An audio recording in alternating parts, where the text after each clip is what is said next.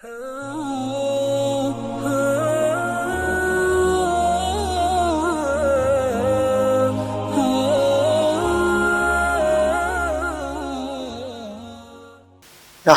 ونصلي على رسوله الكريم اما بعد فاعوذ بالله من الشيطان الرجيم بسم الله الرحمن الرحيم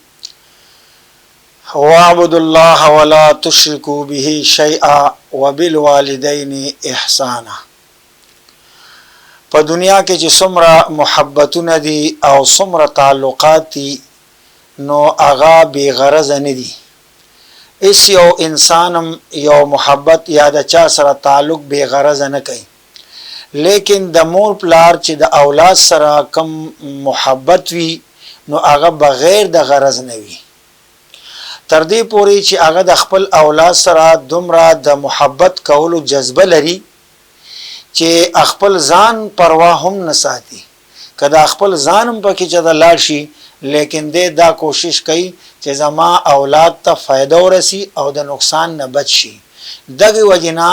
والدین ته د ټولو نه افضل چې کم دی هغه درجه ورکړي ده. په قران کریم کې زې په زې باندې پډیرو زيونه کې الله تعالی د خپل حقوقونه بعد د والدینو د مور پلار چې دی د هغه حقوق ذکر کړي دي. واعبد الله ولا تشركوا به شيئا. الله وی چې اے انسانانو تاسو د الله عبادت وکئ او داغه سره شریک مګاڼئ، یعنی بت پرستی او شرک ور سره مکوئ، او بیا د خپل حقوق نه بعد ځکه چې عبادت د الله حقوق دي، بیا الله د خپل حقوق نه پسته بیا د مور پلار د حقوق هغه ذکر کړی دی چې د مور پلار سره حسن سلوک کوي، د مور پلار هغه حقوق ادا کوي. نو دغه آیات کریمه پرانا کې حدیث پاک دی، د بخاری شریف حدیث ته حضرت عبد الله ابن عباس رضی الله تعالی عنہ فرمایي چې وای ما یو ورځ د نبی علیہ الصلوۃ والسلام په خدمت کې عرض وکړو چې د الله رسوله د الله تعالی ته د ټولو نزيات خوخ او محبوب ترين کم یو عمل دی. نو نبی علیہ الصلوۃ والسلام راته په جواب کې وی چې الله تعالی ته د ټولو نزيات محبوب ترين عمل چې دی هغه مستقبل وخت باندې ادا کول دي، چې انسان په خپل وخت باندې مستقبل وخت چې هغه ادا کی. بیا مې ته تاسو کو چې د الله رسول د دینه بعد کوم یو عمل الله ته محبوب دی. نو هغه ته په جواب کې بیا وی چې داغه نه پس د موز نه پس چې دی د والدین سره د مور پلار سره خصلوک کول او د مور پلار د حقوقو لحاظ ساتل او دغه حقوقو ادا کول دي. بیا مې چې کوم دی ته تاسو کو پدریم ځل چې د الله رسوله پدریم نمبر کې بیا کوم یو عمل الله تړي محبوب دی. نو نبی علیہ الصلوۃ والسلام راته فرمایل چې د الله په لار کې jihad کول دي. نو تاسو وګورئ چې په دې حدیث کې ترتیب داده چې د ټولو نه اول افضل او محبوب ترين عمل هغه د مستقبل وخت باندې هغه د ادا کول ذکر شلو. بیا په دویم نمبر کې د ټولو بندګانانو د حقوقو کې اول چې کوم د حقوق هغه د والدینو هغه حقوق ذکر وکړو او په دریم نمبر کې چې کوم د هغه jihad راوستلو. نو د دې نه دا معلومیږي چې د مور پلار حق چي دی او د مور پلار سره حسن سلوک کول او د مور پلار حق دا د jihad نه چې کوم دی مخ کې دی. الانکه د jihad په خپل ډېر لوی فضایل دي، حدیث پاک کې راغلي دي. هم دغه بخاری شریف حدیث ته چې یو سره د الله په لار کې jihad وکي او د په هغه jihad کې شهید شي نو د ګنا نه داسې پاک شي لکه بچي چې د مور د خېټې نه هغه پیدا شوی او د ګنا نه پاک وي. نو دومره چې کوم دی هغه افضلیت د مور د حقوق ادا د مور پلار د حقوق ادا کولو کې دغه وجنه چې کوم دی د ټولو بندګانانو د حقوقنا مخ کې چې کوم دی الله د خپل حقوق نه پس او د نور عام حقوق د بندګانانو حقوقنا مخ کې چې دی هغه د والدینو هغه د حقونو چې کوم دی هغه ذکر وکړو. بیا دا دی چې دا نو معلومه دا شولا چې د jihad نه مخ کې د والدینو د حقوق دومره تاکید راغلی دی. نو معلومه دا شولا چې د والدینو سره حسن سلوک کول او داغي په خدمت کې اجر او ثواب دی. حدیث پاک ته د بخاری شریف یو صحابي رالو او نبی علیه الصلاۃ والسلام په خدمت کې عرض وکړو چې اے د الله رسوله زه غواړم چې جهاد تلاشم، زه جهاد کول غواړم، زما زه غواړم چې زه جهاد وکم او د جهاد نه زما غرض چې دی هغه د الله رضا ده او دې د پاره کوم چې ماته اجر او ثواب ملاوي شي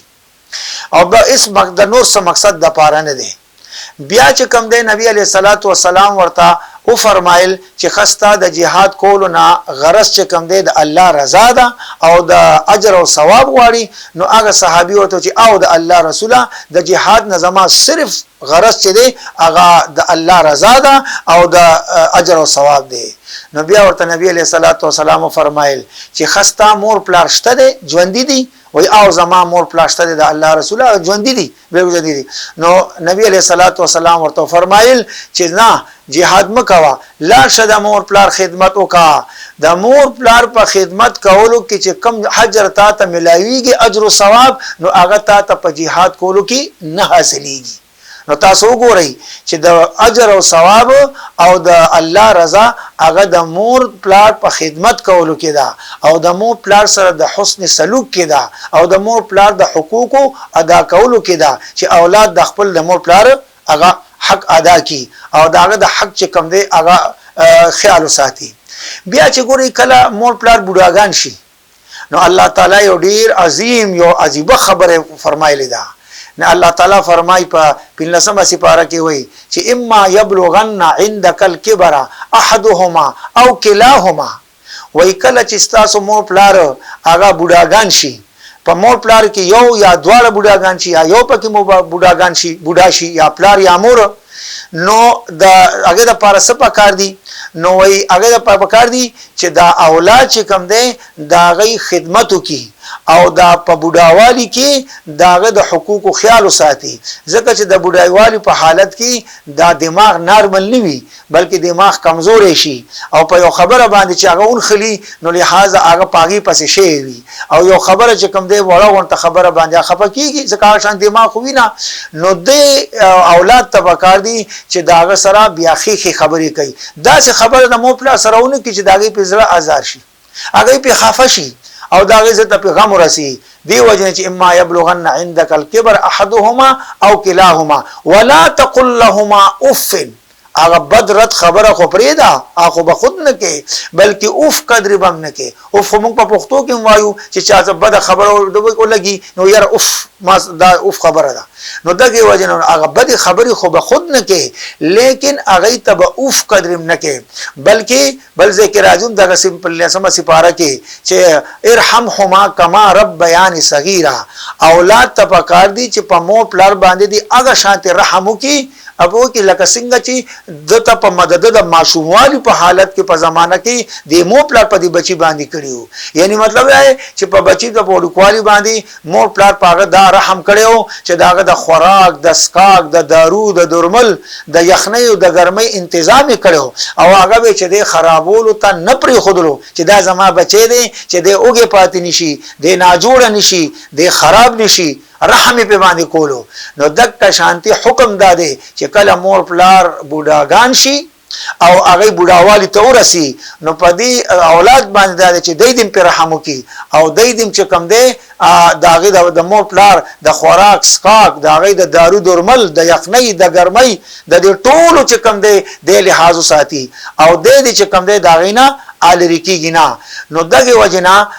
د مو پلار حقوق ډیر چې د اهتمام راغله دي او د دین علاوه چې کوم دی دا شانت ډیر احادیث دي چې د مو پلار د حقوق په فضیلت مبارک راغلي دي او د مو پلار هغه دعاګانی او د مو پلار خدمت داسې دي چې هغه اویس قرنی ته وګوره چې اویس قرنی ته الله تعالی د مو پلار د خدمت په سله کې